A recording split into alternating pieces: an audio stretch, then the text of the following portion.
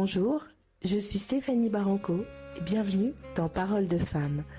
Dans ce podcast, je donne la parole à des femmes au destin peu banal pour qu'elles nous parlent d'elles, de leur parcours, de leurs espoirs et de leurs doutes, de leur vision de la femme d'aujourd'hui, l'avenir. Puissent ces femmes vous inspirer, nous inspirer et inspirer nos générations futures. Elles se livrent sans tabou, avec le cœur. Je vous laisse avec elles. Voici leurs histoires. Place à Paroles de femmes, saison 3. Alors aujourd'hui dans Paroles de femmes, j'ai le plaisir de recevoir une femme de caractère, de passion et de précision. Une femme qui a conquis un univers longtemps réservé aux hommes, celui de la mer, des filets, des étals de poissons aussi. Elle l'a conquis de la plus belle des manières puisqu'elle est devenue, elle a été sacrée, meilleure ouvrière de France 2023 sur la catégorie poissonnier et écaillé. C'est ça. Un titre prestigieux qui vient récompenser quelques années de travail. Tu vas nous expliquer tout ça. Sonia, bonjour. Bonjour. Et merci d'avoir accepté cette invitation. Merci à toi, c'est génial, je suis contente. Je suis ravie aussi, c'est une belle rencontre qu'on a fait au CIRA. C'est vrai. On peut faire un coucou aux frères Lagarde, puisque c'est eux qui nous ont présentés. C'est vrai, on les adore. On les embrasse, ah ouais, ça c'est sûr. Pour commencer ce podcast, je vais te poser 3 questions. Alors, si tu étais un moment de la journée, celui que tu préfères, si tu étais une matière et si tu étais un geste du quotidien, lesquels serais-tu? Oh waouh. Si j'étais un moment de la journée, je pense que je serais minuit, puisque c'est la fin d'une journée et le début d'une journée. T'es toujours entre les deux? Ouais, il n'y a jamais de fin, il n'y a jamais de début là, mon travail. C'est ta vie?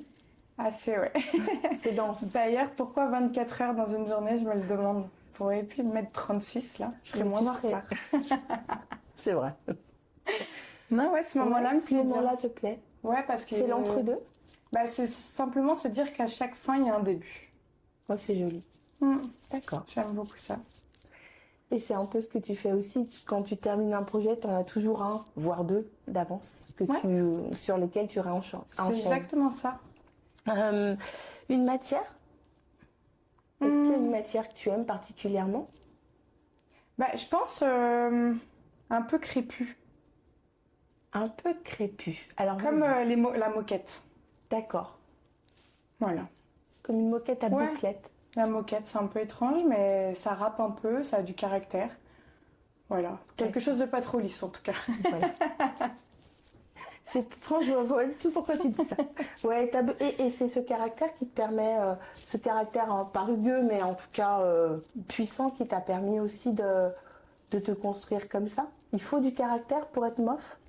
Il faut du caractère dans la vie. Ouais. Il faut du caractère dans la vie. Pour être mof, il faut savoir ce qu'on fait. Et donc forcément, ça nous amène un caractère. Parce que la connaissance des choses permet qu'on puisse s'affirmer. Donc c'est plus s'affirmer pour le meilleur ouvrier de France. Mais oui, dans la vie, je pense qu'aujourd'hui, il faut un peu de caractère. Un peu de caractère, c'est certain. Ouais. Soyez des moquettes, les filles. C'est ça. Voilà, très belle phrase. Et un geste que tu fais tous les jours. Alors, soit un geste qui te fait du bien, soit une routine. C'est quoi ta routine à toi? Alors, j'ai 0 routine. Je suis toujours à droite à gauche. J'ai pas de maison. J'ai pas la chance d'avoir une maison encore. Enfin, c'est pas une chance d'ailleurs, mais... C'est un choix là pour toi. C'est un choix. Donc, je suis tout le temps en voyage, mais je pense que le moment que j'aime, c'est mon café. Du matin. Le café du matin, c'est ok. Est-ce que t'es la team, je parle à personne avant que j'ai bu une gorgée de café? Ou est-ce que t'es sociable même sans café le matin? En général, je me lève en 5 minutes, je sors dehors, je parle à des gens et je bois un café. D'accord. Donc ça va. Ça va alors. Ouais, le réveil est assez efficace, mais en même temps, on a l'habitude de se lever à 4-5 heures du matin. Alors peut-être qu'il y a des poissonniers qui prennent 1 heure pour petit déjeuner le matin, mais c'est pas mon cas. Parce que toi, quand tu dis que tu as l'habitude de te lever à 4 heures du matin, pourquoi? Parce que ça fait partie de ton travail, c'est quand tu pars en mer. Est-ce que ton travail te fait partir en mer, hormis pour les émissions dont on va parler que tu as créées, mais je veux dire, est-ce que c'est le travail qui a fait ça ou... Non, pas du tout. Le travail de poissonnier, c'est de travailler en poissonnerie, d'acheter du du poisson à la criée au marché de Rungis ou peu importe, de faire un bel étalage. Mais c'est vrai que les poissonneries, elles ouvrent très tôt. On est souvent à 5-6 heures à la poissonnerie, surtout quand c'est les fêtes de Noël, là c'est même 3 heures du matin. Donc en fait, pendant 8 ans, je me suis quand même entraînée pour passer le meilleur ouvrier de France. Donc pendant 8 ans, je me suis levée très tôt. Et aujourd'hui, je pourrais me lever un peu plus tard, mais en effet, j'ai fait ce choix de créer une émission où je pars pêcher. Et quand on part pêcher, c'est pire, des fois c'est minuit. Ah oui? Ah ouais.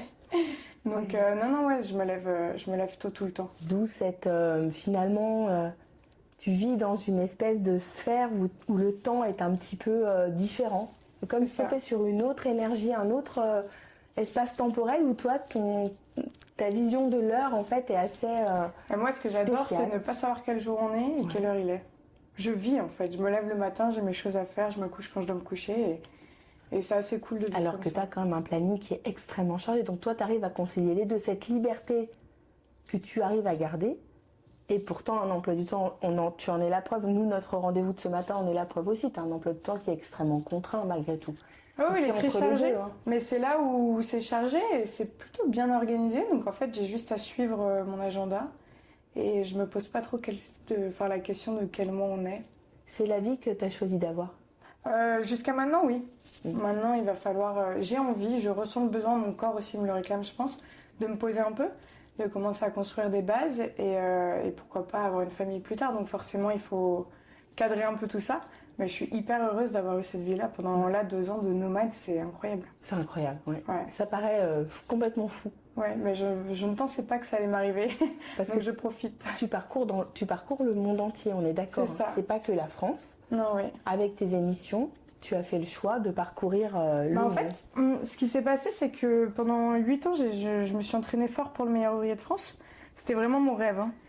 Et j'ai eu le meilleur ouvrier de France. Bon, je suis légitime parce que je travaille très bien, j'ai des connaissances, mais j'avais pas l'histoire. Moi, je suis parisienne, mon grand-père, il est pas pêcheur.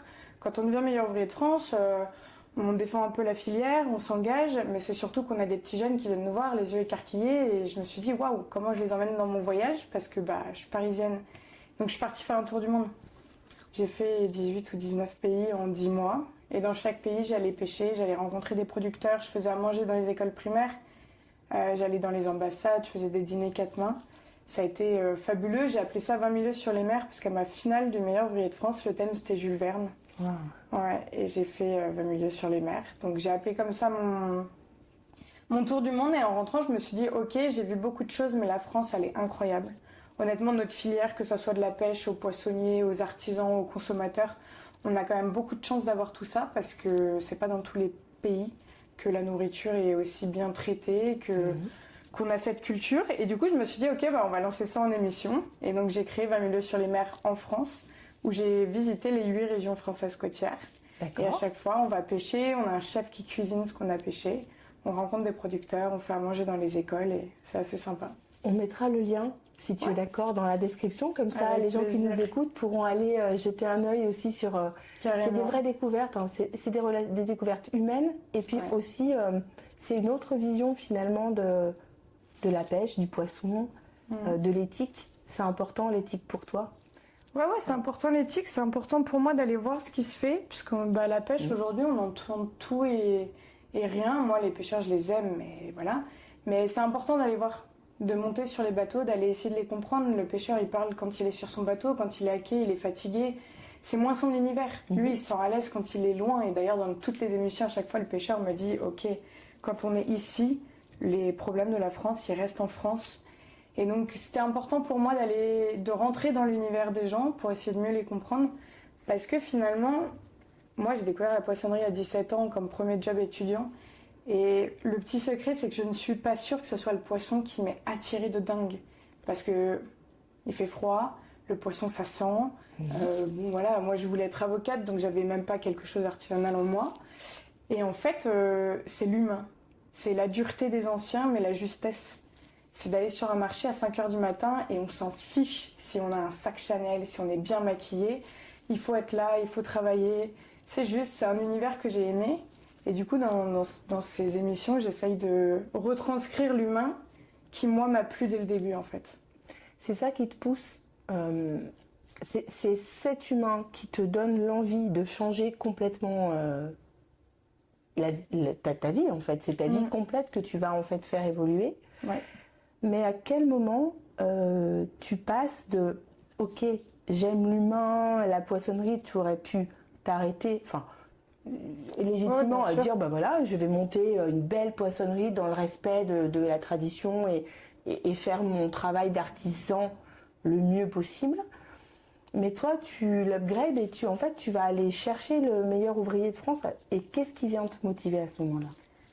Mais qu'est-ce qui vient Moi, j'étais une fille très mal dans ma peau, mais je pense que comme toutes les filles de 17 ans, hein, on va pas se mentir, la vie est des fois parfois dure. Et donc, je trouve ce chemin un peu sympa, où je me sens bien pour une fois, où je n'ai pas de regard extérieur qui me juge. Et alors là, je ne sais pas ce qui s'est passé, mais j'ai vu qu'il y avait un bac pro poissonnier et caillé, traiteur à Rungis. D'accord. Et je me souviens juste l'avoir annoncé à mes parents. Ils m'ont dit, ok ma fille, tu passes ton bac S. T'es en terminale, c'est dans 2 mois. Tu passes ton bac, tu fais ce que tu veux. Pour eux, c'était un peu une lubie. Et pour les gens de mon entourage, parce qu'on est dans une région où il y a un peu d'argent, ça a été « Oh non, mais Sonia, elle va devenir poissonnière. Non, mais la honte, elle va louper sa vie. » Et je me suis dit, en rentrant dans cette école, quoi que tu fasses, fais-le très bien et prouve à ces gens-là qu'en fait, le métier de poissonnier, ça peut être cool. Parce que j'avais tout de suite vu quand même que ouvrir une poissonnerie, c'était possible. Être formateur, c'est possible. Ouvrir un bar à huîtres, c'est possible. Donc en fait, on n'est pas accroché au titre de poissonnier, là. On peut se développer, les gens gagnent des sous. On devient un peu patron, donc c'est super intéressant. On peut ouvrir partout en France, donc c'est pas tous les métiers qui le permettent non plus. Donc voilà, donc je me suis dit, ok, c'est quand même un boulot qui te permet beaucoup de choses, mais par contre, il faut que tu sois une des meilleures. Donc je vais à l'école, je passe les meilleurs apprentis de France. Et là, mon formateur, Monsieur Brandin, que j'aime, puisqu'il a vraiment changé ma vie, passe les meilleurs ouvriers de France. Et j'ai vu cet homme barbu, très robuste, genre être tellement précis sur ses gestes de filet, être tellement dans son monde à apprendre les noms latins. Je me suis dit, ok, il est fou, je veux faire ça. Et voilà, et le rêve est né à ce moment-là. Le rêve est né à ce moment-là, et de ton rêve jusqu'à la concrétisation, tu l'as dit plusieurs fois, c'est 8 ans de travail. Et disons que oui, j'étais trop jeune. En fait, il faut avoir 23 ans quand on s'inscrit au meilleur ouvrier de France. D'accord. Moi, à l'époque, j'avais 21. Donc en fait, on nous explique comme ça un concours qui a lieu tous les 4 ans, que tu dois attendre 4 ans une finale pour t'inscrire, pour avoir ta finale. Donc tu as 8 ans là devant toi. Et là, ça a été dur parce que je m'entraînais fort. Et je pense que c'est totalement légitime parce que j'étais beaucoup trop jeune. Faut pas se mentir. Oui. Donc c'est légitime, mais c'est vrai, quand on a la tête dans le guidon, on pense pas à ça. Là, c'est avec 10 ans plus tard, je peux le dire. Et donc, j'ai décidé de partir. Je me suis dit, ok, 8 ans de poissonnerie, ça va être compliqué pour moi parce que je tiens pas trop en place. Et voilà. Et je me suis dit, ok, il y a les plateaux de fruits de mer, tiens. On en fait, ça me plaît, c'est hyper artistique, on fait ce qu'on veut. Et puis d'un côté, en poissonnerie, c'est pas hyper développé. Même dans les restaurants, je trouvais pas ça hyper développé, le tourteau coupé en 2. Je me suis dit, c'était assez basique. On peut faire mieux. Et donc je suis partie travailler en Suisse. D'accord. Et j'ai fait mon premier palace, mon premier restaurant étoilé. Ok, mais reviens là-dessus. Parce que ça paraît tellement fluide quand tu l'expliques. Ouais. C'est là où c'est important.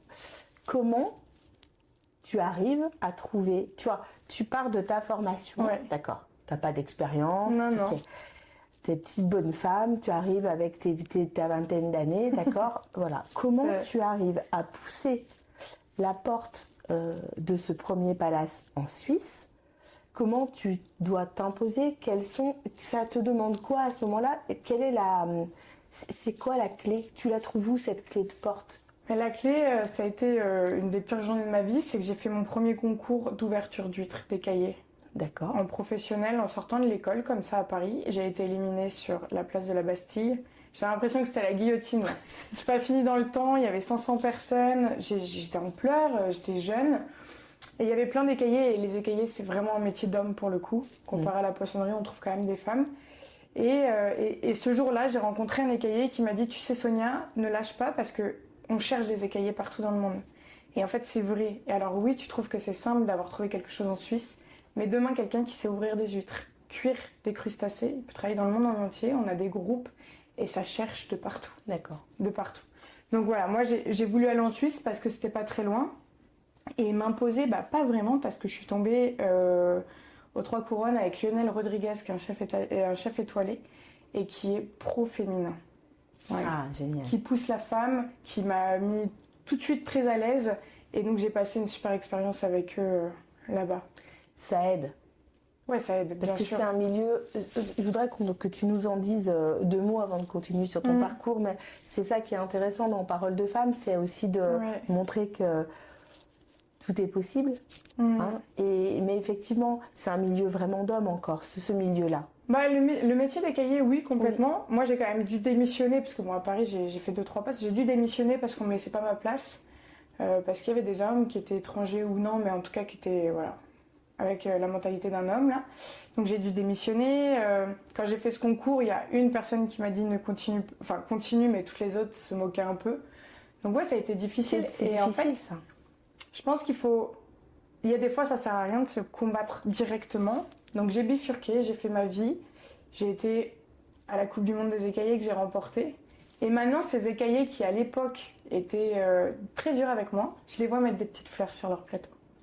Et ça, pour moi, c'est la plus grande des victoires. C'est-à-dire que ça a féminisé le métier et qu'aujourd'hui, tout le monde le décore, alors qu'avant, ils ne le faisaient pas. Et alors, c'est pas pour me jeter des fleurs, mais je pense que j'ai beaucoup aidé à ce que les plateaux se féminisent. Et ça, c'est une belle victoire. Oui, effectivement, c'est une belle avancée. Et c'est aussi la porte, tu ouvres certainement une porte à d'autres femmes jeunes femmes peut-être, qui vont pouvoir avoir peut-être un chemin un peu moins rugueux que le tien, peut-être. Ouais, Ouais. Est-ce que tu es contactée par des jeunes femmes? Oui. Ou pas trop? Ah ouais. Ouais, je suis contactée par des jeunes femmes, pas vraiment en poissonnerie, parce que voilà, le métier de poissonnier, c'est quand même un métier de femme à la base. Les maris allaient pêcher, les femmes vendaient le poisson. C'est resté comme ça. Je sais qu'il y a des entreprises où c'est un peu plus compliqué, mais honnêtement, il n'y a rien pour moi de dramatique. Par contre, des jeunes écaillères dans les restaurants, oui, elles ont du mal, certaines. Et oui, j'ai pas mal de jeunes filles qui me contactent. Comment tu l'expliques que ce métier d'écaillé, ce soit si compliqué pour une femme de trouver sa place? Parce que c'est très physique, ça demande des compétences... C'est pas très physique, c'est surtout que c'est depuis des années, l'écaillé, il est en dehors du restaurant, sur le trottoir, il ouvre des huîtres dans le froid. Quand il n'a rien à faire, on lui fait éplucher les patates. C'est un métier qui n'a jamais été mis à sa juste valeur. Okay. Qui d'ailleurs, pour moi, est une des plus belles avancées en ce moment, c'est le métier d'écaillé. On commence à avoir des plateaux avec du poisson cru, des plateaux où tout est finger food décortiqué à manger.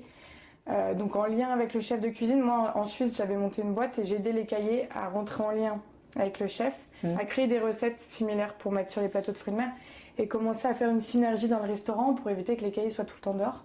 Et je pense que cette place sur le trottoir dehors à ouvrir des huîtres, pour les femmes c'était un peu plus délicat. Oui, c'est en fait ça, il faut casser finalement ce code-là, tout doucement. Ouais, mais ça arrive là, fort. Quand j'ai dit tout à l'heure, tu as été la première femme championne du monde? Oui. Oui. Championne du monde, oui. Meuf, non. Mais... Non, meuf, non, mais championne du monde. Ouais. Il y a d'autres meufs femmes avant toi alors? On est 4. D'accord. Ouais. Une de ma promotion, Eulalie, Sophie Fernandez juste avant et une première femme un peu plus longtemps. D'accord. Alors je changerai l'introduction, mais en tout cas même 4 femmes, c'est très peu. Hein. Non, c'est très peu, mais en poissonnerie on n'est pas non plus énormément. Mais c'est vrai que les femmes, on doit venir encore plus sur le devant de la scène parce qu'on le mérite, très honnêtement. Donc oui, on est encore un peu sous-effectif, mais on est là. Ton travail, tu le décrirais comment aujourd'hui? Ah waouh, je sais pas, je me pose la question. Je suis poissonnière, oui, je suis poissonnière écaillère, mais j'ai pas de boutique et j'essaye juste c'est même pas redorer, j'essaye de mettre en lumière les visages dont on parle peu, voilà. J'essaye d'aller voir les gens de la filière, de leur apporter mon soutien et d'expliquer aux gens que quand on mange quelque chose, il y a une histoire avant. Ça, c'est mon but ultime en fait. C'est moi la première huître qu'on m'a donnée, moi je mangeais pas de poisson. Je suis devenue poissonnière, je mangeais pas de poisson. C'est fou quand même. Et j'ai passé une journée avec un ostréiculteur à Marlène, je m'en souviendrai toujours, et il m'a raconté sa journée, on a été sur les parcs et il m'a donné une huître et par respect, je ne peux pas ne pas manger cette huître. Et je la déguste, et là on est venu quelque chose d'assez hyper bizarre, c'est que j'avais le goût de l'huître, mais j'ai surtout fermé les yeux et repensé à sa vie, à ce monsieur. Ça faisait 3 ans qu'il préparait cette huître qu'il m'a offert. Et là, je me suis dit, ok, en fait, quand on a l'histoire du produit, ça peut changer le goût. Et une de mes phrases préférées, c'est l'histoire du produit et l'âme du plat. Ouais. Donc voilà, j'aimerais que les gens n'oublient pas que quand on mange quelque chose, quand on prépare quelque chose, il y a une histoire qui peut durer des années avant. Et c'est ça qui amène toute la beauté. C'est beaucoup de respect finalement. Ouais, complètement. Reviens au MOF. Donc tu travailles 8 ans. Et alors c'est quoi ce concours? Oh my god. C'est un enfer. Non, je rigole. Non, mais on travaille 8 ans, 8 ans de se lever tous les matins et de se dire qu'il faut essayer d'être un des meilleurs. Donc voilà, moi j'ai fait beaucoup de plateaux de fruits de mer en Suisse à Monaco jusqu'à la Coupe du Monde. Une fois que j'ai eu la Coupe du Monde, je suis revenue à Paris en poissonnerie pour être sûre d'avoir ce concours parce qu'il faut vraiment s'entraîner. Et en fait, l'entraînement, il est là, on connaît les bases. En fait, on est meilleur ouvrier de France normalement avant ce concours-là. C'est un peu dans le charisme, dans tout ce qu'on prépare. Et l'entraînement, il sert à ce que si le jour J, il y a un pépin, on puisse réagir. Voilà, c'est pour ça qu'on s'entraîne autant. C'est si ma planche n'est pas à droite mais elle est à gauche, waouh, je peux pas être déconcentrée parce que ça se joue à la minute. Et ouais, c'est tout le temps de la perfection. C'est même le jour où on a fait un peu la fête, où on est un peu fatigué, des fois, je sais pas, ça m'est arrivé de mettre un filet de poisson et de voir une écaille et de ressortir le filet de poisson du sac, d'enlever l'écaille, de remettre dans le paquet correctement et de sourire au client. Donc ouais, c'est une recherche constante et c'est long en fait. L'entraînement est très long. Donc c'est vraiment de l'endurance, le meilleur ouvrier de France. Tu passes le concours, t'es sacrée meilleure ouvrière de France. Oui. Et là, il se passe quoi dans ta vie alors? Là, il se passe quoi? En fait, déjà, il faut savoir, je te le dis à toi, mais les photos de ce concours, de cette journée, je ne les ai jamais regardées. Mais non. C'était un cauchemar. Voilà, là, ça c'est dit, 10 heures d'épreuve, on arrive au bout de l'entraînement. Pour moi, ça a été un cauchemar, mais d'un côté, une réussite, forcément.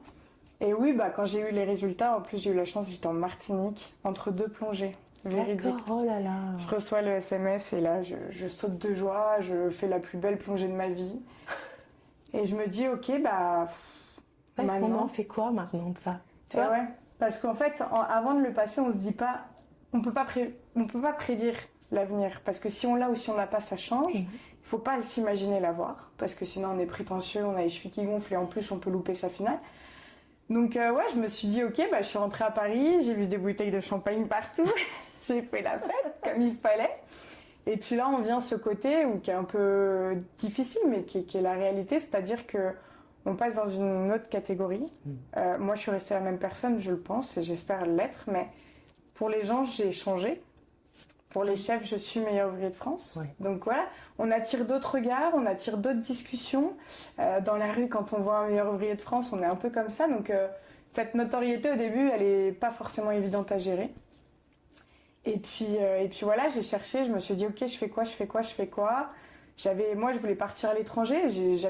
C'est une chance de passer le meilleur ouvrier de France sans boutique. C'est-à-dire que derrière, c'est une chance et pas une chance, parce que tous ceux qui sont rentrés dans leur boutique en tant que meilleur ouvrier de France, ils ont augmenté leur chiffre d'affaires, ils avaient leurs employés et boum, ils repartent dans une vie. Moi, ça a vraiment été genre, on arrête tout, comme à minuit là. Qu'est-ce que je fais demain? Ok.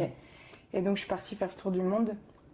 Et je suis tellement heureuse de la suite de mon MOF que si c'était à refaire, je le referais. Ouais, tu le fais vraiment vivre à ta propre manière. Ouais, je le fais vivre. Puis j'ai aussi fui justement tout ce côté un peu je suis meilleur ouvrier de France à Paris. Je me voyais pas mettre ma veste blanche, me balader avec du champagne. J'ai eu besoin de partir et puis j'ai eu besoin de trouver l'engagement que je voulais défendre. L'inspiration aussi, peut-être, ou en tout cas, est-ce que c'est cet engagement justement, tu avais besoin de retrouver des forces pour arriver à porter cette parole que tu portes? Parce que tu es quand même, moi, dans ce que je vois de toi, tu es une femme engagée. Ouais. Voilà, ouais. On peut le dire. Oui, complètement. Alors là, tu es une femme engagée, tu as des valeurs, elles sont très présentes en toi. La passion, ça c'est. Ouais. Je pense que tu n'es pas MOF si tu n'es pas passionnée. Non, ça c'est Et sûr. peu importe quel domaine d'ailleurs. Mais un meilleur ouvrier de France est par essence un passionné ou une passionnée. Le fait de partir, c'était aussi prendre du recul où tu t'es dit finalement c'est ailleurs que je vais pouvoir porter une parole plus universelle. Ça va servir à ça. Moi, partir, c'est un une peu respiration. comme quand j'ai choisi ce bac pro, je sais pas. Il y a des fois, mon cerveau doit réfléchir trop vite. Non, c'était vraiment parce qu'il y a la question de l'élevage, il y a des questions qui arrivent en France, on a des ONG qui attaquent la pêche, bon, pour des bonnes ou des mauvaises raisons, on n'est pas là pour en débattre, mais je me suis dit, ok, waouh, genre les médias viennent me poser des questions et je ne fais que répéter ce que j'ai entendu. Et j'ai dit, ça c'est no way, ça c'est pas possible, je pars, je vais me faire ma propre idée de ce qu'est la planète. Et très honnêtement, je devais partir faire 5 pays là. Ouais. J'en ai fait 18. Oui, ça m'a aidé à trouver de l'inspiration. Est-ce que je suis rentrée reposée? Pas du tout. Parce que 18 pays en 10 mois, avec le nombre de masterclass, d'événements, de choses que j'avais à prévoir, ça a été... Oui, parce que c'est ce qu'il faut expliquer. Tu n'es pas partie en tourisme plus. Tu étais dans chaque pays, tu donnais des masterclass, donc les masterclass c'est des cours, hein. Tu rencontrais tous les chefs, les poissonniers. En 10 mois, j'ai pris 6 jours de repos. 6 jours où j'ai rien fait. C'est bien. Voilà. C'est dans un bon rythme. Mais il faut savoir que quand j'étais au Canada à minuit, je me réveillais à 4h du matin pour parler avec les Japonais. Après, c'était New York. Enfin, c'était complètement... C'est fou ce que tu as vécu. Ouais. Tu te rends compte avec un peu de recul. Ouais, mais je me rends surtout compte que quand on démarche, quand on va voir les gens de la bonne manière et pour les bonnes raisons, honnêtement, le monde, il est beaucoup plus ouvert que ce qu'on pense. Ouais. Parce que j'ai été accueillie, parce que j'ai été aidée, et parce qu'en fait, quand ils ont su que mon voyage n'était pas financé, que je m'auto-finançais pour aller découvrir de la pêche, pour aller découvrir des populations, très honnêtement, on m'a ouvert les portes quasiment partout. C'est important ce que tu dis, parce qu'on a un peu cette sensation de se dire, quand on devient MOF, voilà, on a toutes les portes qui s'ouvrent avec les sponsors, on a une vision un peu comme ça d'opulence, de facilité financière, hein, je parle, hein, pas humaine. Bien sûr. Et toi, on en a parlé hier d'ailleurs, objectivement, concrètement, quand on a des projets, ou peut-être parce que tu es une personne un peu atypique aussi, et ton projet l'est à ton image, finalement, c'est pas simple de pouvoir avoir à la fois des sponsors, mais finalement une liberté de ton et de mouvement. Et toi, tu fais un choix, encore une fois, extrêmement tranché de dire... Oui, complètement, mais voilà. Le meilleur ouvrier de France, c'est horrible, les gens me détestent quand je dis ce mot, mais je sais pas comment l'exprimer autrement, mais c'est une très belle base. C'est-à-dire qu'on est meilleur ouvrier de France toute sa vie, et honnêtement, je travaillerai toujours, et j'essaierai toujours d'apprendre pour rester légitime à être meilleur ouvrier de France, parce que c'est pas la même chose que de l'être et que d'être légitime à l'avoir. Oui, c'est vrai. Donc je m'entraînerai toujours, mais voilà, aujourd'hui on a un salaire qui est confortable. Si on ouvre une société, on peut trouver des sponsors. Donc oui, le meilleur ouvrier de France, financièrement, il aide. Maintenant, on fait le choix de l'avoir ou de ne pas l'avoir. Moi, je suis partie, j'ai tout financé, tout simplement parce qu'il y a eu 2-3 sponsors qui sont venus, puis ils m'ont dit, attention Sonia, va pas trop là, va pas faire ci. Hop, j'ai dit stop. J'ai dit c'est ma vie, c'est mon choix. J'ai à l'époque 28 ans, j'ai pas d'enfant, j'ai la chance d'avoir la santé. Je pars. Voilà. Tu pars. Après demain, si j'avais des enfants, pas la santé, peut-être que je signerais un contrat avec une marque et franchement... super, parce que ce sera aligné à ce moment-là. Mais là, c'est vrai que j'ai besoin d'un liberté faux parce que je suis allée voir ce qu'il faut voir, mais je suis aussi allée voir ce qu'il ne faut pas voir. Je suis aussi allée dans des élevages complètement catastrophiques où j'ai pas fait de photos, pas de vidéos, pas de veste meilleur ouvrier de France parce que je ne le défends pas. Mais pour comprendre ce qui se passe dans le monde, il faut aller voir pourquoi on en est arrivé à faire des bateaux de 150 mètres, pourquoi on en est arrivé à faire des élevages qui sont absolument horribles. Donc voilà, donc dans mon voyage, forcément, j'ai vu ce qu'il fallait, j'ai vu ce qu'il fallait pas. Et aujourd'hui, ça me permet d'avoir des belles histoires et des moins bonnes à raconter, mais en tout cas d'avoir compris certaines choses. Et je trouve que tu le traites avec un respect quand même de ton titre, qui est, sur des choses un peu border, je ne porte pas ma veste, en tout cas, je ne mets pas la photo, par respect finalement, parce qu'en vrai, tu es toujours obligé. Est-ce que tu le sens, ça, que finalement, tu restes un peu quand même, ta liberté est contrainte au fait de devoir malgré tout justifier certains choix, certaines choses? Ou est-ce que tu te sens 100% libre de tout? Moi, je pense que je me sens 100% libre parce que j'ai bien fait comprendre aux gens qu'il fallait que je sois libre. Après, oui, le meilleur ouvrier de France, après, quand on va chercher ce concours et ce col, c'est pour avoir cette contrainte. Voilà, c'est pour se lever le matin parce que pendant 8 ans, on est à fond pour s'entraîner, mais une fois qu'on l'a, on fait quoi? Et une fois qu'on l'a, quand on met cette veste, on a une obligation. de transmission, on a une obligation envers la filière et c'est ce qu'on va chercher aussi. Donc finalement, les contraintes qu'on a en mettant la veste, moi, elles me plaisent. Elles me plaisent. T'as dit un mot là qui est très intéressant, enfin, sur lequel j'aimerais vraiment qu'on aille, si tu es d'accord. Tu as dit, moi j'ai parlé suffisamment fort pour m'imposer et qu'on me laisse libre de mes choix. Mais tu as eu besoin de t'imposer. Comment tu fais pour t'imposer, toi, Sonia, petit bout de femme, dans un monde quand même, comme tu l'as dit tout à l'heure, bon, un peu masculin, enfin, c'est oui. quoi? Et puis imposer ta... Alors attends, pas alors je modifie, je vais affiner ma question, c'est t'imposer toi en tant que femme, d'abord, parce que voilà, c'est pas forcément simple, ou en tout cas, comment toi t'as fait, comment tu l'as vécu, parce que je mets une hypothèse, mais moi je le connais pas, parce que je suis pas dans ton milieu, et puis aussi, comment on impose, avant de récupérer, avant d'atteindre ce titre de MOF, comment tu fais pour imposer ton savoir-faire? Est-ce que c'est plus difficile pour toi? Est-ce que c'est par l'exemple? Comment ça se passe? Ouais, ça c'est une super question parce que c'est vrai que quand on est meilleur ouvrier de France, on est meilleur ouvrier de France. Ça amène quelque chose. Le avant, moi je les remercie, tous ces hommes en poissonnerie ou tous ces hommes qui m'ont obligée à être une des meilleures. Parce que tout simplement la boutique est chez Arnaud Vanham et ils le seront. Ils vont se reconnaître s'ils écoutent ce podcast. Quand on m'écoutait plus, quand c'était le brouhaha, parce que ça arrive des fois qu'on perde un peu le contrôle quand on a 3-4 hommes et qu'on a le même âge, c'était compète là. Je mettais une caisse de dorade pour moi, une caisse de dorade pour eux. Le premier qui avait fini, c'est lui qui gagnait le respect de la journée. Voilà, je suis meilleure ouvrière de France aujourd'hui. Donc je les remercie, mais ouais, voilà, c'était par le travail. Par le travail. À la boutique, dès que ça haussait un peu plus haut, j'essayais de faire en sorte qu'ils comprennent qu'au niveau du travail, techniquement, j'étais une des meilleures. Dans l'organisation, j'étais une des meilleures. Dans les connaissances aussi. Et donc, forcément, ça attise le respect. Et je pense qu'il n'y a rien de mieux que de travailler pour attiser le respect. Et puis, les fois où vraiment ça dérape, et ça peut arriver, et là, on hausse la voix et puis ça dégage, tout simplement. Ouais. Voilà. J'ai eu la chance d'être soutenue par mes patrons à l'époque, quand j'étais responsable. Et si j'avais un problème avec qui que ce soit, c'était dehors. Il n'y a pas de discussion à avoir avec ces gens-là. On peut ne pas être d'accord, ça peut être border des fois, c'est ok. On est dans ces métiers-là, de toute façon, il faut le savoir. Mais la faute, c'est de trop. Il ne faut pas laisser passer. Ça part. C'est important ce que tu dis. Moi, j'ai dit, tu rentres à la maison. Ouais, mais Sonia, il y a 300 commandes, comment tu vas faire? Je me débrouille. Tu rentres à la maison, t'es pas payé. Hop. Et tu reviens demain et tu auras réfléchi. Et si demain tu reviens et que tu es encore en retard ou que tu manques encore de respect, tu rentres à la maison. Alors, c'est sûr que moi, ça me faisait du travail, mais aujourd'hui, quand tu vas chercher l'excellence, t'aimes être débordé, t'aimes être dans le travail, donc tu fais. Mais il faut pas laisser le choix, en fait. C'est comme ça.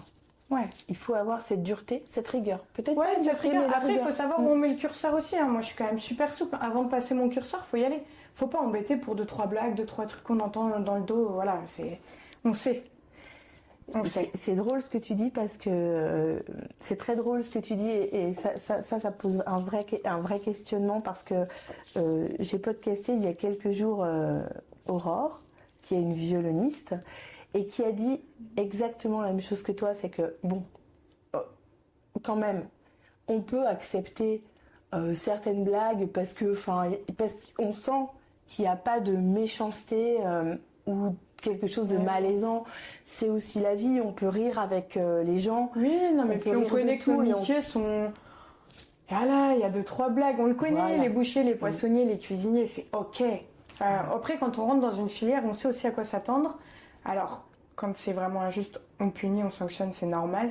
Mais après, il ne faut pas les piquer tout le temps. Sinon, c'est là où les gens commencent à en avoir marre. Les employés se disent toutes les 2 secondes, oh là là là là, et ça dérape. Il faut laisser la liberté de tout le monde. Il faut savoir où est-ce qu'on met les pieds et quel curseur on décide de mettre dans sa vie.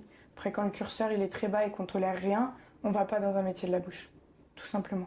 C'est important ce que tu dis. Bon, parce que c'est vrai, parce qu'il ne faut pas non plus aller tout diaboliser. C'est important, moi, ce podcast, pour moi, il est aussi là pour ça. Ne diabolisez pas tout non plus. Et comme tu dis, il y a certaines... Alors, c'est pas pour ça qu'on tolère... c'est important de leur dire, on ne tolère pas une main aux fesses. C'est pas ça qu'on dit. Hein. Ah non, mais ça, je tolérerai jamais. Mais ce qui est important dans le discours, c'est aujourd'hui, il y a des femmes qui ont vécu des choses et j'en suis vraiment désolée pour elles, ça c'est sûr. Moi, je l'affirme haut et fort.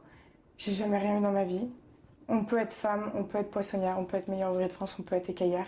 C'est ok. Et je pense que les jeunes filles, elles ont aussi besoin d'entendre le c'est ok. Après, prépare-toi. Oui. Voilà. Travaille bien, sois irréprochable sur ton travail et un peu de caractère, sois juste. Mais tout ça, ça s'apprend avec l'âge. Parce que c'est comme ça que tu gagnes le respect. C'est en montrant c'est par contre. J'avais un de mes premiers directeurs qui me disait le respect que tu auras, tu gagneras ton statut par l'exemple au travail. Mais c'est faire la tâche pour la montrer aux autres. Et finalement, c'est ce que toi tu dis aussi, c'est ça le message à faire passer. Après, j'ai aussi fait des sociétés où ça se passait pas bien, puis j'ai démissionné. Bye. Je rentre pas dans un conflit éternel. Ouais. Maintenant, avec un meilleur ouvrier de France, si c'est chez moi, oui, le conflit va être là et c'est toi qui vas partir. Mais à l'époque, j'étais là, je me sentais pas, je comprenais qu'il y avait quelque chose qui était vraiment bloqué. Bon, bah, je vais voir ailleurs, c'est pas grave. Tu t'es posé la question à un moment ou à un autre, justement quand on est dans un milieu avec un peu plus masculin, mais même après, hein, d'ailleurs, même sur ta posture en règle générale, de l'apparence, justement de cette ligne comme ça, visuellement, comment je m'habille, et avant le MOF et après le MOF, est-ce que tout ça c'était quelque chose qui t'a interpellé? Bon, non, jamais. Après, je suis pas une des filles les plus coquettes du monde. Donc, non, mais voilà, quand je vais au travail, je suis bien, je m'habille correctement. Et puis, j'ai jamais vraiment fait attention à ça. C'est d'ailleurs aussi ça qui m'a plu depuis toutes ces années. Ce que tu disais tout à l'heure en préambule, finalement, chez toi. On y va comme on a envie d'être. Après, c'est pareil, ça dépend où on met le curseur, quoi. L'été, j'y vais pas en mini-jupe, mais bon. Oui. Non, mais j'ai pas fait attention. T'as pas fait attention à ça. Non. Ta position n'a pas bougé. Non, du tout. J'aimerais savoir finalement aussi, parce que donc dans ce choix que tu as fait de parcourir un peu le monde comme ça, de pas bouger, tu l'as évoqué un peu tout à l'heure. J'ai envie de te demander l'amour dans tout ça. Est-ce que c'est compliqué de parcourir le monde et est-ce qu'une stabilité, est-ce que tu penses que finalement c'est pas de ton titre, là on parle de toi en règle générale, est-ce que c'est aussi cette liberté que tu es allé chercher dans tous ces voyages, que tu goûtes à 100%? Je sais pas. Le fait de ne pas avoir de relation ici en France m'a fortement aidé à partir. Parce qu'on ne se pose pas la question de la personne qui nous attend. Je sais pas. Je sais que j'arrive à un âge maintenant où j'ai envie de me poser, mais je sais que la Sonia d'il y a 8 ans, la Sonia d'il y a 4 ans, il y a 2 ans, elle évolue énormément, j'évolue énormément.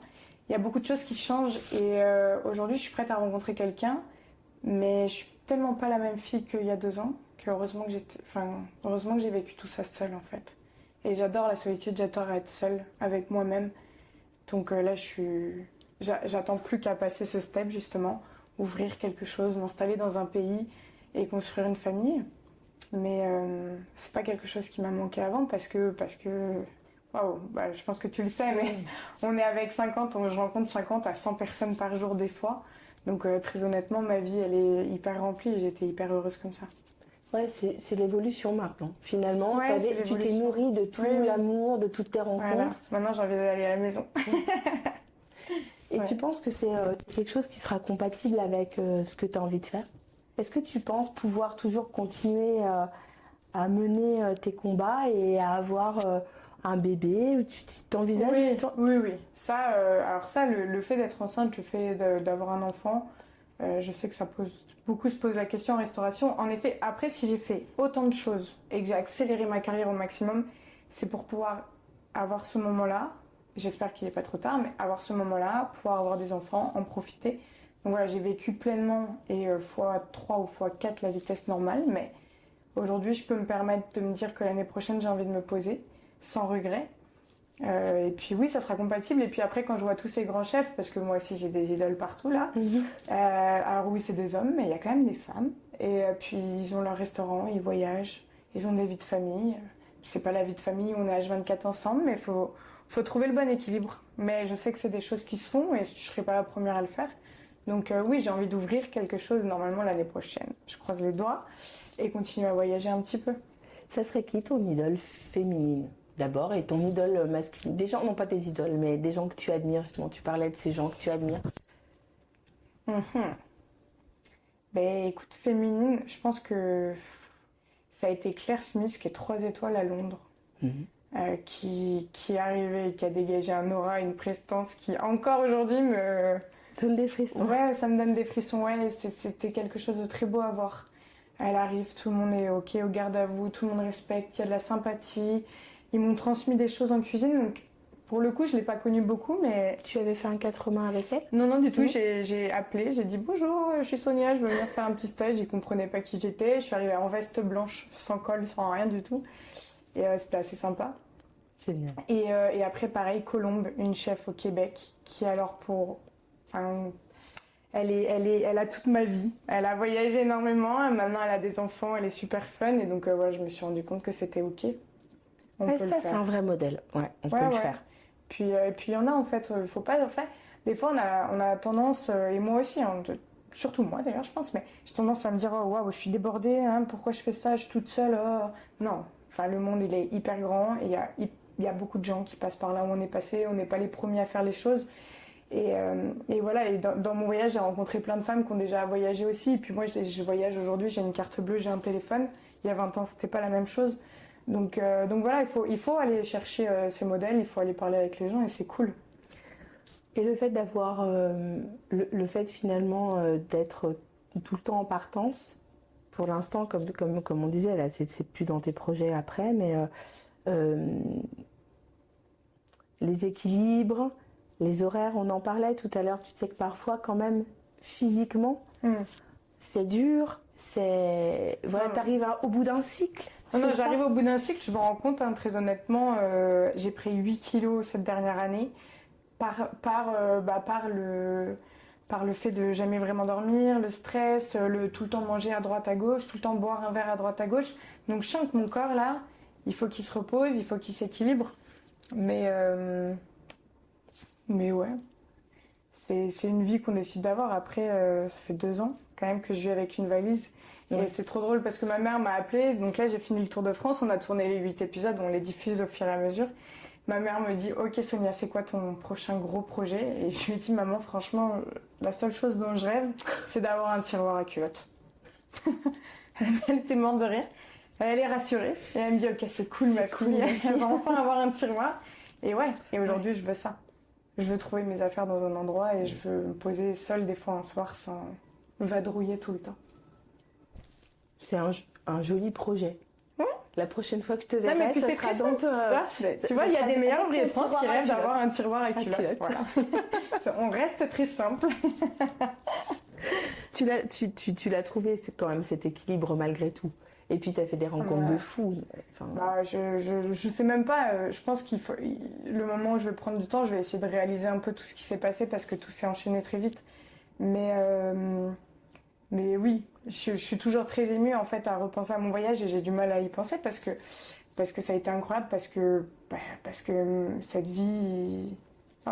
j'avais 17 ans, j'étais un peu perdue, j'étais une petite pétasse au lycée de Rambouillet et aujourd'hui il s'est passé tout ça. Ouais, c'est vrai qu'on a du mal à t'imaginer une petite pétasse. J'étais une petite pétasse. Ouais, là, c'est la vie t'a vraiment changé parce que là on sent quand même un côté très humble. Chez toi, en fait, j'aimerais juste. C'est tes rencontres qui ont dû. Ouais. Alors, j'imagine que quand on rencontre des pêcheurs, toi, Puis quand on dit des pêcheurs, c'est. Enfin, t'as vécu des choses. Oui, voilà. Non, mais les pêcheurs, entre autres, sont l'incarnation parfaite de cette vie où. Oh, waouh, quand je suis sur un bateau de pêche, là, mais. Il n'y a pas de TikTok, il n'y a pas de téléphone. S'il y a 5 minutes, on fait un jeu de cartes, on cuisine tous ensemble, on va dormir, on se lève, c'est fatigué. Tout le monde s'entraide. C'est une énergie qu'il faut aller vivre et c'est ce moment où moi je suis beaucoup mieux sur un bateau de pêche aussi. Et c'est là aussi où on se dit que tu vois, quand on parle de vivre tous ensemble, t'es pas un homme, t'es pas une femme, sur un bateau t'es un être humain qui parle à un autre être humain et qui vit des choses avec des autres êtres humains. Oui, mais tu sais, c'est sur un bateau, j'ai été aux îles de la Madeleine au Québec, c'est la même chose là-bas, là. Je me suis retrouvée en pleine tempête, personne ne peut rentrer sur l'île où il est. On va dans une maison, on ouvre de la gnôle et on se raconte des histoires. Et on fait un bingo. Et en fait, en France, enfin, je sais pas, mais moi, la première, dès que je rentre en France, c'est pour ça que je ne veux pas vivre en France, je prends mon téléphone et je me rends compte que ça fait une demi-heure que je suis sur TikTok. Et tout le monde, c'est comme ça. Et le matin, on se lève, au lieu de boire un café tous ensemble, on est sur TikTok. Et en fait, ces moments de vie, il faut juste essayer de les retrouver. C'est hyper complexe. Même moi, j'arrive pas à le faire. Parce qu'en même temps, aujourd'hui, on a besoin de cette image pour véhiculer des messages forts comme toi tu véhicules aussi. Oui, non, mais bien sûr, les réseaux sociaux, quand on le prend dans le bon sens, c'est ok. Oui. Mais on y est quand même tous un peu. Il suffit de voir le métro. Quand on est entre amis, on voit les gens au restaurant sur leur téléphone. Et on oublie ces moments de vie. Et je crois que dans mon tour du monde, j'ai vécu. Mais j'ai même passé des moments de vie avec des gens, il faut savoir, au Japon, je ne parle pas leur langue, là. Et je suis partie avec eux et on se comprenait pas. Et c'était les meilleurs moments de vie de ma vie. C'est magnifique. Donc il faut juste essayer de revivre un peu, je pense. Respirer, se parler. Et je suis persuadée qu'il n'y a pas que sur un bateau de pêche qu'on peut être loin de tous les problèmes. Ouais. De se nourrir des autres. Ouais. Nourrir de l'énergie des autres. Moi, c'est les humains. Mais moi, je remercie les humains. Ouais. Moi, je remercie tous ces gens qui ont des métiers de passion, qui m'ont donné leur passion, qui m'ont porté jusqu'à mon concours et qui aujourd'hui me permettent de voyager comme ça. Tu dirais quoi si je te pose la question sur les pièges à éviter pour une jeune femme, une jeune fille qui nous écoute? Ça serait quoi des pièges à éviter? Vraiment le truc où tu dis, là, faire un point de vigilance, tu le mettrais sur quoi? Si quelqu'un veut devenir une deuxième Sonia. C'est compliqué, hein. C'est compliqué parce qu'en général, les pièges, c'est pas nous-mêmes, c'est notre entourage ou les lieux où on est. Je pense qu'il faut garder un cadre. En fait, il faut tout le temps essayer de se coucher en se disant qu'on a fait de mal à personne. Voilà. C'est pas grave de faire des erreurs, c'est pas grave si ça se passe mal, c'est pas grave, mais voilà, rester propre avec soi-même. Et on est dans un monde qui est tout petit, et moi je sais très bien que mes premiers chefs parlent à mes derniers chefs, et qu'aujourd'hui j'ai essayé de garder une image, même si j'ai fait des bêtises. J'ai essayé de garder une image propre, à m'excuser, à essayer de continuer, de montrer le meilleur de moi-même. Et en fait c'est ça. C'est juste se dire que la terre est grande, mais le monde est petit, et que nos premiers patrons peuvent connaître les derniers. Donc juste quand on a envie de partir, on part avec calme, sérénité et bienveillance. C'est des jolis mantras que tu nous donnes là. Est-ce que tu es fière de toi?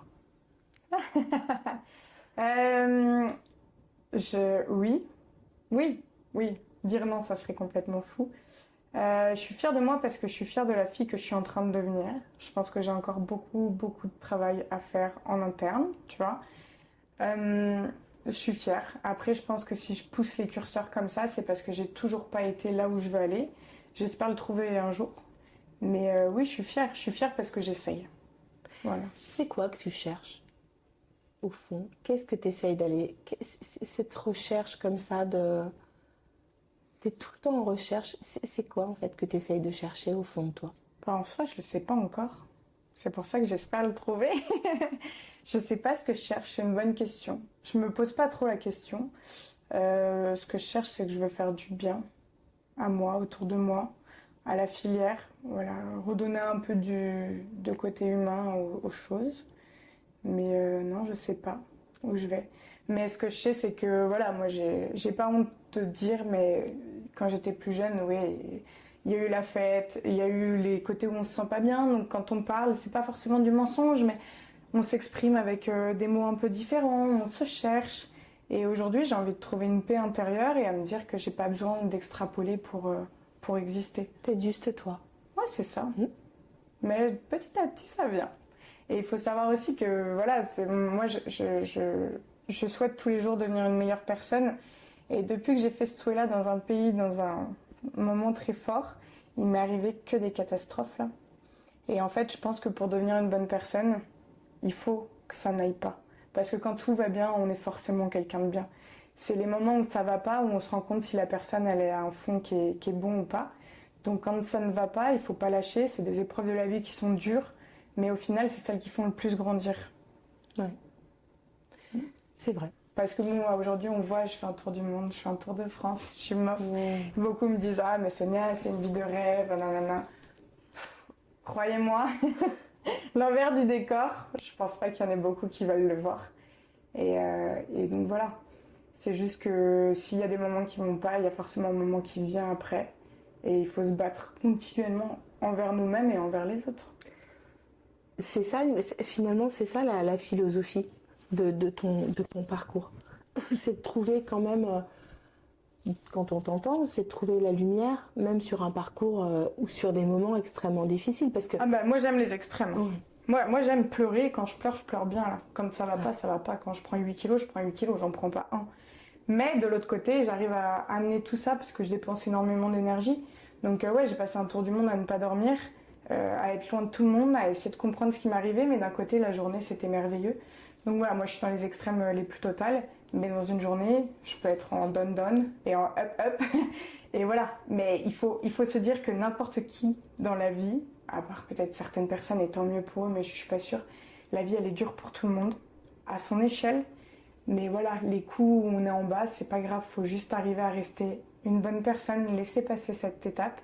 Si on a fait des erreurs, on les assume. Moi, je l'ai dit, j'en ai rien à faire. Personne ne peut... C'est pas grave. C'est tes voyages qui t'ont appris ça? C'est le fait de rencontrer différentes cultures? Ou c'est par exemple, c'était comme ça, par exemple, tes parents qui t'ont donné cette philosophie? Non, je me mentais un peu quand j'étais jeune. Non, mais encore une fois, on va revenir au début, c'est les anciens. J'ai eu la chance d'avoir des maîtres d'apprentissage, donc première année à Paris. Et j'étais une fille qui sortait beaucoup et j'ai fait 2-3 bêtises. Et un jour, on est qu'il faut le dire à ses patrons d'apprentissage parce qu'ils étaient très très durs. Mais je me suis dit, je dois en parler, je dois me sortir un peu de là où t'étais. Voilà, de ça. Et je leur ai parlé et en fait, je me suis rendu compte à ce moment-là que ces patrons qui me font pleurer tous les jours parce que c'est dur, ils ont été là. C'est drôle, on va bientôt terminer, mais tu vois ce que tu dis, c'est très drôle parce que tu es dans toutes les personnes que je rencontre dans le milieu de la food, aussi large que ça puisse être, pratiquement toutes, vous êtes reconnaissantes finalement de la dureté des débuts. C'est comme si ça vous avait construit. Enfin, c'est ce qu'on va chercher en fait. Et aujourd'hui, c'est devenu un petit peu trop souple. Mais quand on rentre dans cette filière, on cherche un cadre, on cherche ça, on cherche quelque chose. On est un peu perdu, on aime ça. Après, il faut pas les excès encore une fois, mais on aime ça. Mais oui, ça m'étonne pas. Oui, et moi ça m'étonne encore parce que tu vois, moi qui suis pas de votre filière, je vous écoute juste, je vous accompagne quand vous en parlez. C'est vrai que toutes vous le dites. Effectivement, il y a une dureté, mais que finalement, c'est pour devenir un des meilleurs, un cadre. Voilà. Les sportifs, faut en parler. Les sportifs, c'est tous les jours qu'ils s'entraînent. C'est un régime alimentaire. Donc voilà, c'est partout. C'est pas parce qu'aujourd'hui on cuisine ou qu'on fait des poissons qu'il faut pas qu'on ait un cadre. Et le cadre, il nous amène quelque part. Et pour autant, tu vois, ils étaient durs, mais c'est à eux que tu as choisi de te confier à l'époque. Ah oui. Donc il y avait quand même une forme, il y avait même pas quand même, il y avait un respect et je pense que tu leur faisais finalement extrêmement confiance. Mais moi, ma vie a été comme ça. Mon formateur, M. Brandin, c'était la même chose. C'était très dur, c'était très précis. Mais waouh, ça a été des moments où j'ai pu me livrer avec eux. Et en fait, c'est ça qui m'a plu dans ce métier-là. C'est pour ça que j'ai fait ça. Et aujourd'hui, quand tu me demandes ce que je cherche, en tout cas, j'espère que demain, il y aura des jeunes qui, avec moi, arriveront à comprendre qu'il faut travailler, mais que s'ils ont besoin, je suis là aussi, sur le personnel, parce qu'aujourd'hui, on est humain et il faut arrêter de mettre trop de barrières. Tu pourrais monter une école? Peut-être plus tard. Peut-être plus tard. Peut-être dans ta troisième vie, tu sais. Non, on pourrait écrire un livre. Écrire un livre, honnêtement, j'ai pas écrit de livre à mon nom, mais j'ai aidé sur des livres, dont le dernier, Le Grand Livre de la Mer. C'est beaucoup de travail. C'est beaucoup de travail. Et aujourd'hui, je me concentre encore sur certaines choses. Aujourd'hui, j'ai un discours comme aujourd'hui qui est OK. Les gens me disent, tu parles super bien, c'est super ce que tu fais, l'écologie, l'engagement. J'ai moins de 30 ans, donc ça passe encore. Demain, on va me dire, OK, c'est bien Sonia ton discours, mais où est-ce que tu fais les choses? Est-ce que c'est possible de créer une boîte où ton discours est valable? Donc je me concentre là-dessus. Pour l'année prochaine, j'espère créer un lieu où toutes mes valeurs et tout mon engagement va prendre sens pour faire comprendre aux gens que c'est possible. Et après, on se concentrera sur d'autres projets. Bon, j'ai hâte de voir ce lieu. Ouais, J'aimerais le voir. Il faudra prendre l'avion, petit indice. Oui, alors, les gens qui me connaissent savent que je prends l'avion tellement souvent que je viendrai. Avec plaisir. Ouais, j'espère. Est-ce que tes parents sont fiers de toi? Oui. Ouais. Ouais. Ils te le disent? Avec mon père, c'est un peu plus délicat, mais je pense qu'il est fier, on ne peut pas se leurrer. Avec ma mère, ouais. Après, il faut savoir que moi, j'ai toujours loupé les anniversaires, les Noëls, j'étais à fond dans le travail. Donc j'ai pris un petit écart avec la famille quand même pendant des années, lié au travail. Et ils ont du mal à comprendre. Moi, je viens d'une fratrie où il y a un frère jumeau, 2 sœurs. Et je pense que c'est pas de la jalousie, mais quand ta sœur, elle devient championne du monde, qu'elle devient MOF et tout, ça a été très délicat quand même un peu à gérer parce que pour les autres, pour mes frères et sœurs, j'étais un peu celle qui réussissait. Même s'ils ont vu à quel point je travaillais, parce que c'est pas des semaines de 35 heures. Et donc j'ai créé une distance, j'ai arrêté de leur dire trop ce que je faisais. En plus, je suis tout le temps à droite, à gauche, ma mère elle comprend pas pourquoi je suis à Lyon, au Japon, en Norvège, voilà. Donc j'ai créé cette distance et 20 milieux sur les mers en France. Il faut savoir que le premier épisode, je l'avais au mois de décembre, je l'ai montré à ma mère. Et j'avais peur de lui montrer. Et en fait, je lui ai dit, voilà maman, ça c'est ma vie. Personne ne comprend trop ce que je fais, mais ça, l'épisode 1, c'est ce que j'ai fait pendant tout mon tour du monde. Et elle avait les images de moi sur les bateaux, elle avait les images de moi avec les enfants. Et là, ouais, là je pense qu'elle a été très fière. Et moi, j'ai été très fière de pouvoir lui montrer ce que je faisais finalement au quotidien. C'est beau, hein? Ouais. C'est pour ça que je suis fière de cette émission qui sort.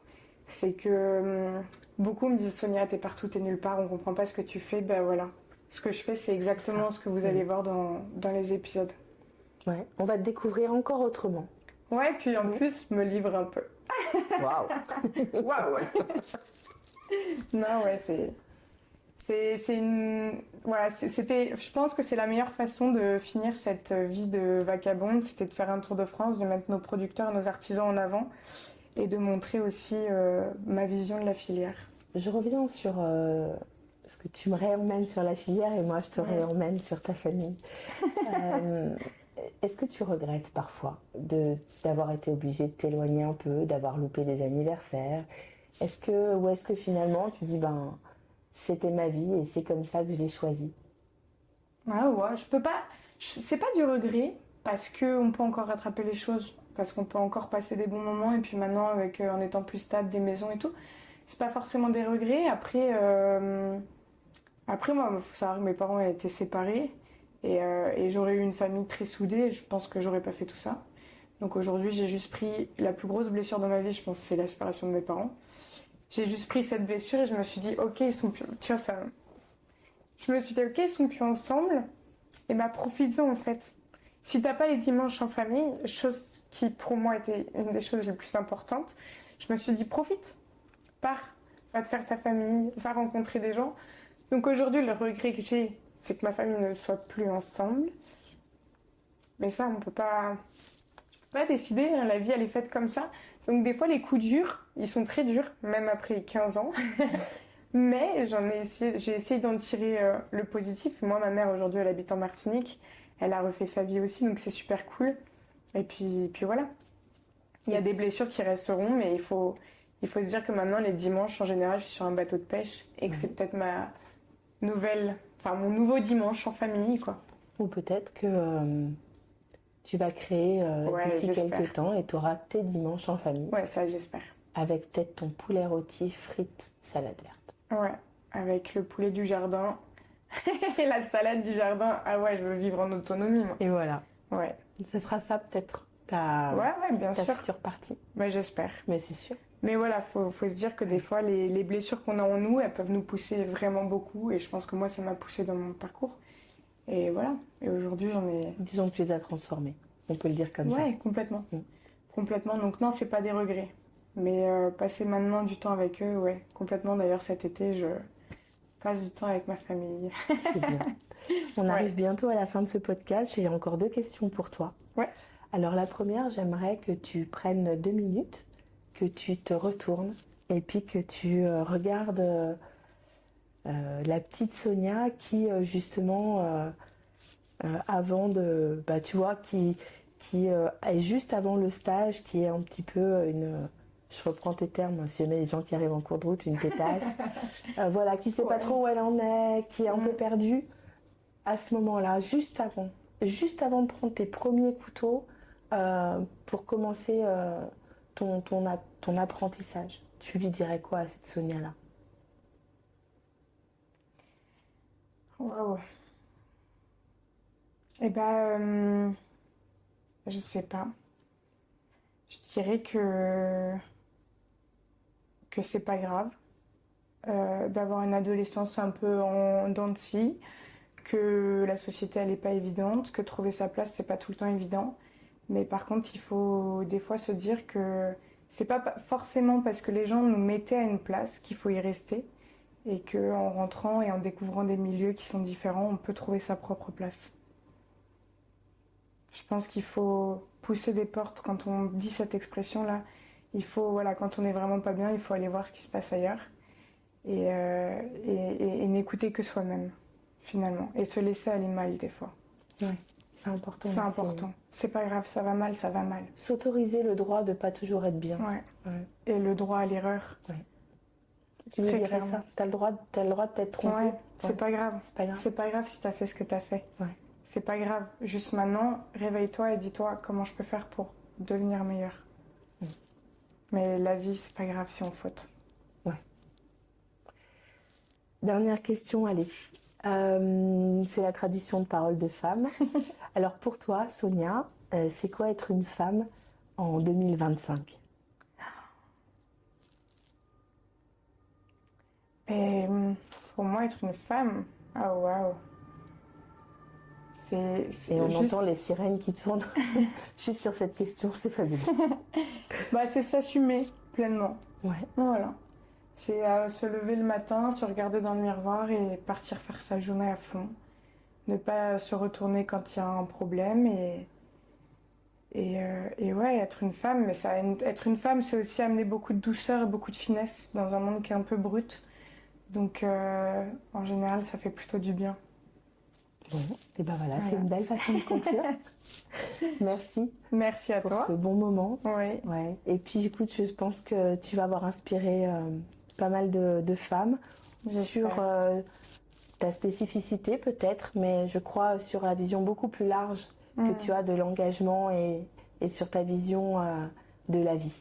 Bah écoute, en tout cas j'espère et puis vive les femmes et le petit mot c'est essayons d'être solidaires un tout petit peu plus. J'ai l'impression qu'on est dans une société où on a du mal à grimper et du coup on se laisse avoir du mal à grimper. On se prend par la main et on saute des marches, c'est pas grave. Mais c'est comme ça que les femmes, on arrivera de plus en plus à monter. Soyons un peu plus solidaires. On termine là-dessus. Merci Sonia. Avec plaisir.